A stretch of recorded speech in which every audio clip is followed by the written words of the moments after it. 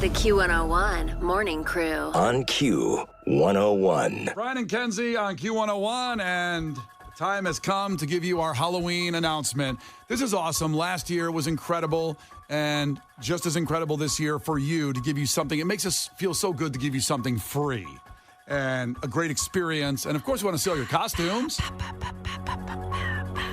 Kenzie's favorite holiday all year. That's exciting. So, the Q101 Pop-Up Halloween Bash returns to the Cubby Bear in Wrigleyville on Friday, October 27th. Weathers will be celebrating Halloween with us. Awesome time, awesome performance. They are incredible. And not only that, after their performance, they'll take the stage for a second set as Green Day. That's cool. That is so awesome. And that's very, very traditional for Q101. And back in the day, it goes back all the way to the Double Door days. Back in the day.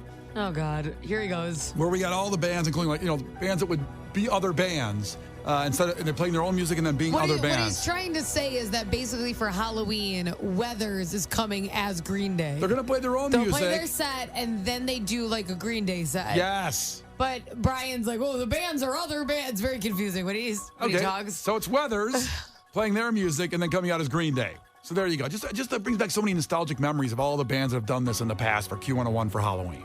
It's going to be really fun. It is. And you need to dress up, right? People dress up? Got to dress up. It's first come, first serve. This is a pop-up, so it's free. First come, first serve, 21 plus only because it's Cubby Bear. And you can download a ticket at Q101.com. Make sure you do that. It doesn't guarantee entry because, things have happened. You just got to make sure you get in. And for example, when we talk about the Pierce the Veil show where 8,000 people try to get in the Cubby Bear.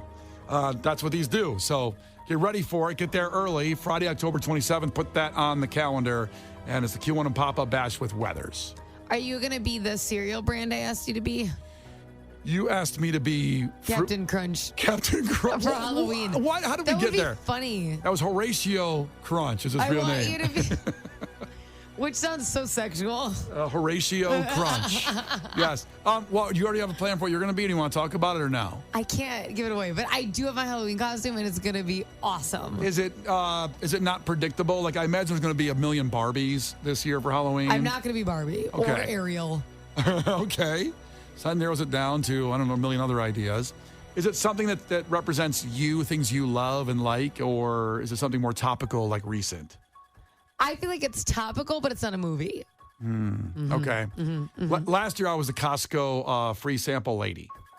That fits you. And that was a big hit at the Cubby Bear. Yeah. Big hit. I had actual candy. I have that. Did you have samples? Oh, I had samples. Oh, God, that's fun. That was great. I love a treat. Yeah.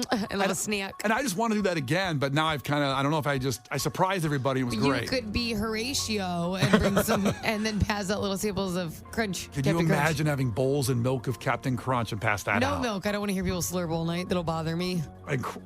Just some You're dry. not going to hear it over the music. I hate that sound. I probably would.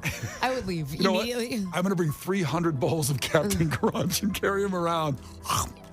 I hate hearing people eat cereal. It bothers me when there's milk in it. I hate that slurpy sound. It bothers me.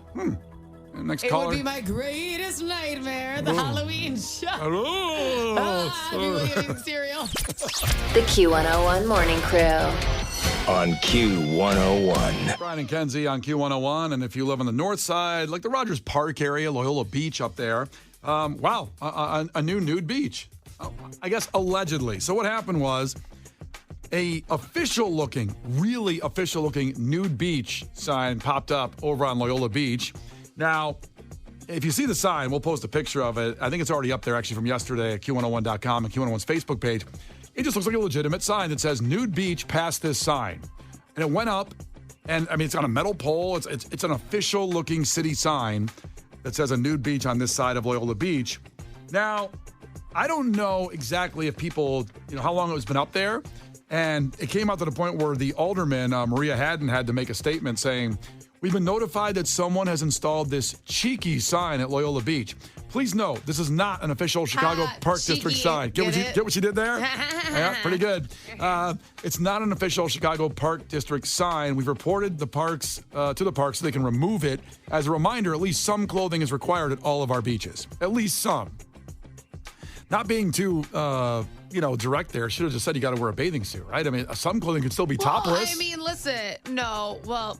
You'd get in trouble for that. You're not legally allowed to be topless. Actually, isn't it legal to be topless in Chicago, like for women? I thought but no one does it. But I mean, I think you can be because they can't say you can't because men can take off their shirt and then women and can't. we all got nipples. That's right. We all got nipples.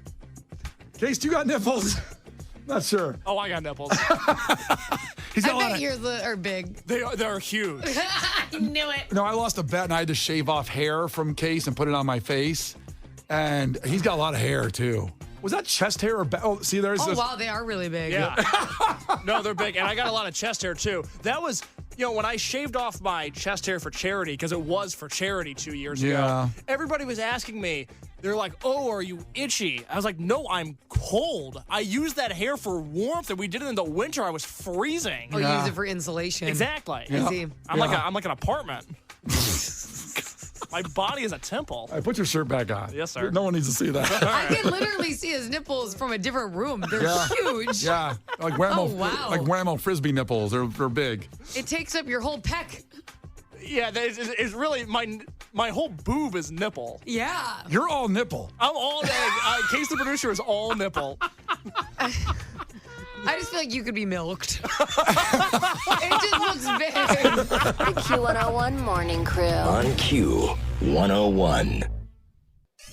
The Q101 Morning Crew. On Q101. All right, so we were just talking, Brian and Kenzie. We bring Case the producer in and his nipples. They barely got in the room, by the way.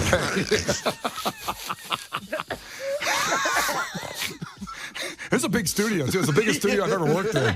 Forklifts for his nipples. So we're talking about the nude beach sign that went up in Loyola Beach at Rogers Park, and it looked really authentic. And the alderman came out and said, "No, it's not." Because it was an actual sign, Brian. Well, I mean, someone. You keep saying it looks super authentic. It was a real sign. Yeah, but it wasn't really by the park district, so I want to know who made it. And you can call up right now, 312-591-8300, because they had to make it in a metal shop. And Probably ordered it off Etsy. You can order anything off Etsy. could you really order like a sign with a metal pole and everything on it off Etsy? Yeah. Okay. That seems Sure. super doable, actually. Yeah. Okay. A whole metal pole? I think they sell those at Home Depot. I don't think that's that big of a leap. All right. So anyway, it went up, and I guess it's down. I don't think anybody got naked, but we did find out some things we want to follow up on here. First, Case's nipples. Are nipples hereditary? Someone asked, because they said, boy, if Case's nipples are that big, I want to see his mom's nipples. And then I asked, because we get our hair patterns from our grandfathers. Didn't know that. On your dad's side, a good head of hair in my family. Well, everybody from the grandfather, or is it just like always your dad? No, your dad's grandfather. Yeah. Your dad's father. So your How does that always work? So like if Genetics. you have a kid, if you have a boy, it'll be your dad's hairline. But That's your my hairline understanding will of be it. your grandpa. I think so, yeah. So it always skips a generation? Yeah. I'm pretty sure that's right. But Case went to Columbia College. He's got to be right. I have a degree in theater. Relax. But I want to know if hair comes from the grandfather, where hereditary nipples come from? Where do the nipples come from? Well, I got Where an do they answer. come from? I got an answer for you. You actually do inherit your breasts. Some men and women are predisposed to having fuller breast size. Now, it's inherited from the mother's and father's side of the family. That's what they said. Mother's and father's side of the family. Oh, it's So like that's not even nipples, though. You're talking about breast size. Well, you got to start with the breast before you get to the nipple. So they're all related, of course, because you can't have. Well, I Yeah, guess you, they're all in the same body, Brian. We know it's related. Where do the nipples come from? it's God, so do the teeth. It's on me and you and him. okay. So it's just determined. They really haven't figured out a way. If they're not, the nipples are not genetically hereditary. You're saying it comes from both sides, though. That's it's like right. the casserole of the human DNA. It's all mixed together. Exactly. So basically, it depends who let's say, your mom and dad, how their nipples are, and then it kind of combines them genetically. So let's say, I don't know if Case's mom has huge nipples. So I don't know. Case, if you could have your dad and mom both send in pictures of their nipples, so we could see if yours is a combination. Okay, I'll get right Could on you that. text your mom? I haven't texted my mom yet. Text your mom. Okay, and say, show me your nipple. You'd be like, I need a picture of your nipple next to dad's nipple. I've seen my dad's nipples. And they're big. They're big. It runs in the family. So maybe your mom's are small to even out. Are they Maybe. bigger than yours? Yeah, your moms are probably micro. Wow.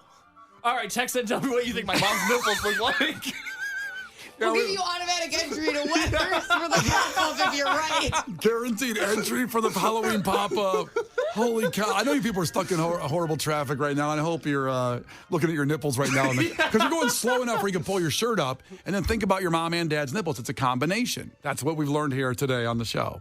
This show's very educational. Yeah, well, there's more. I did throw out the thing. What else are we talking about? You said that like you were Billy Mays, and there's more. Sham wow. So I thought women could go topless in Chicago area beaches legally. I don't think so. You can't. No. It's called indecent exposure or dress. The ordinance prohibits women from exposing to public view any portion of the breast at or below the areola or the nipple. And the ordinance does not prohibit men from being topless, which that is wrong. If a man can take his shirt off, then a woman can take her shirt off. Here's my thing. I get why that's like sexist, because like a nipple's a nipple, right? Correct. I have nipples, Greg. Could you milk me? But a nipple's a nipple, and I get it. But as a woman, I have no desire to be allowed to be topless. Like, men are a pain in the ass when you have clothes on. I want no part of that. It's a blanket statement. Some of us aren't always a pain in the ass. A lot of you I are. think Kenzie's onto something. Yeah, I would want zero part of that. It's like, if you do, get on it for your nipples. But Free the nipple. I am good on having to deal with that. I can't even go to Target knocked up with clothes on. The Q101 Morning Crew. On Q101. Coming up next on Entertainment Tonight. Oh, my God. It's Brian and Kenzie on Q101. So, horror writer Stephen King, I mean, the ultimate in horror movies, said in a Rolling Stone article that there was a song that threatened his marriage because he loved the song Mambo Number 5. You remember that? I love that song. Do you really love it? Mambo Number 5. Hey. That's put you in a good mood right there. There you go. Well, he says that this song, he loved it so much and played it all the time. The dance mix and the extended play mix, he had both sides of it. Total instrumental. He'd play it all the time when he was writing. And his wife at one point said, "One more time and I'm going to effing leave you." Got to the point where she just came that close to divorce. But this song did that, and he had to stop listening to it, and it kept them together, and they're still together today. Are you serious? Yeah.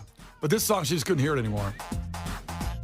Kenzie's dancing to it right now, so see, I guess it's a nice song for him. I can't picture Stephen King dancing to this song, though. What? Hey. He has, stories about wives dying. You think she would have been more concerned about that than... Like, she should have saw and read The Shining and been like, I wonder if my husband's daydreaming about killing me and the family. He listens to a song, all work and no play. She's like, what the hell's wrong with you, Mambo Number 5? Yeah. All work and no play makes Jack a dull boy. You know what song I listen to a lot? What's that? Like, randomly? Dirty Diana, but I don't know why. I listen to it like once a day. It was a hit, but certainly not one I think people would pick off the top of their head. It's my favorite Michael Jackson song. So you just listen to it when you're down, or you're working on stuff? I don't know. I feel like I don't know. It makes me feel good. I don't know. That's okay. That's what music does. I'm like, yeah. Different songs, different people. Mambo Number 5. Me up. That was Stephen King's pump up song. Mambo Number 5. He should have put one in his horror movies because that'd be good, creepy and a killing scene. You imagine an It? Yeah. Oh my God. Like the clown pops up and Yeah. like, hey, hey. I'm a clown. You gonna rap to it? Not you, Brian. Please don't ruin Mambo Number 5 for me. Oh God. Well, we're glad it all worked out, but Imagine getting killed in Mambo Number 5. just listening to it makes me want to kill myself. Why? You don't like it? It doesn't do it for me, this song, no. I associate it with just a time when everybody was enjoying it, and I just couldn't enjoy it. I wanted to pretend I liked it. Why don't you like it? I just don't. Is it because you can't dance good? I cannot dance Is good. that why you don't like it? That's probably why. It's probably my insecurity in dancing. All right, Kenzie, calm down over there. Pregnant lady dancing. Why did you say it like that? I don't know. You hurt me. I'm trying to hurt you. Well, you're trying. That's messed up. Hurt people. Don't talk about my baby. The Q101 Morning Crew. On Q101. The Q101 Morning Crew. On Q101. And we really unlocked something playing Mambo number 5 there. Stephen King said the song almost destroyed his marriage because he played it so much. His wife said, "One more time and I'm gone." Stephen King, the greatest horror writer of all time. That's the way he listened to it when he was writing. That's interesting. Now, Tony checked in from 847, said, Mambo number 5 gives me PTSD of my ex-wife. She had it as her ringtone for the guy she was cheating on me with. Maybe she was cheating on with 5 guys and it was the 5th one. Oh! Oh! No, I'm sorry, Tony. I'm really sorry. That sucks. Or that's the one she used for all the people she was cheating with. Like, just, like I said, a whole batch. It was her. She was like having a good time. She's like, ooh, the party's calling. Yeah. Sorry about yeah, that. I'm sorry, Tony. Yeah, that sucks. I was trying to figure out what she was doing there. Yeah. Yep. Sorry, Tony. I want to know what the guy's name was in her phone. Like, was it Pizza Hut? Was it Mambo? Was it, people like put in stuff so you don't find out? Like Boss. Leslie. Leslie. You're not worried about a Leslie. That's my girlfriend. Yeah. I'm just talking to her. That sucks, Tony. Sorry about that. Is there something you had to suffer the with? Party music in the back where you're apologizing. I'm sorry, Tony. Tony, really sorry. So bad. Oh, God. The Q101 Morning Crew. On Q101. So coming up at 9, we have your chance to get to the Darker Waves Festival, an incredible thing on the beach. A big festival And concert. it's the whole trip there. So this is like a vacation. It's not just a music festival, which is an awesome music festival, but it's a whole vacation. I'll be wearing my running shoes on the beach watching the bands. And we'll have a chance at that coming up at 9 with Brian and Kenzie on Q101. First, Gil Curtis comes in with your headlines. This is not headline news. An ice cream parlor for dogs opened in Virginia. No surprise, the most popular flavor for them to lick, balls. Mathematicians say they've proved that the 6 degrees of separation theory is true. It was announced yesterday at the University of Kevin Bacon. The writer's strike is now at 4 months. It's so bad writers who used to work on screenplays in Starbucks now work for Starbucks. And a new study found that opposites really don't attract. Well, I could have told you that 30 years ago after the breakup of Paula Abdul and MC Scat Cat. This is not headline news. The Q101 Morning Crew. On Q101.